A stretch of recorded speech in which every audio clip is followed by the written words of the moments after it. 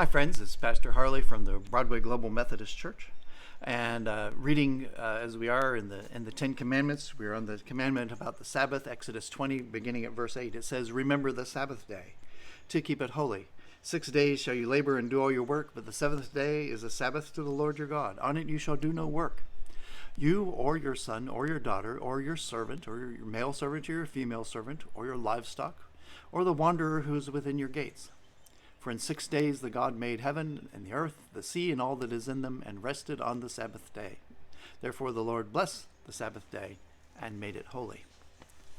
Now that always needs some reflection, and in a good Jewish fashion, let us meditate on God's law. First, we would see is that God has set aside a day of rest, and that means rest for the people that you're responsible for. It would be a shame, and it would be a violation of God's law for the good Jew to rest, but to make all his laborers work and work hard. It is also something that says you don't need to press, push, to work, and never stop, because God has, in this way, your back. He's going to make sure that your labors for 6 days are fruitful enough so that you can rest on the seventh. And God rested on that seventh day. Have a picture for yourself of God enthroned.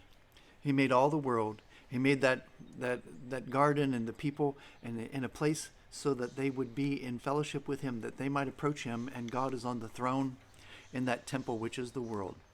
God has enthroned himself. We honor him with the day that we set aside to worship him, with the times in our lives that we set aside wholly to be in his presence. May God bless you today and every day and your Sabbath days with a knowledge of his presence and his goodness. Be blessed. Serve the Lord today. Amen.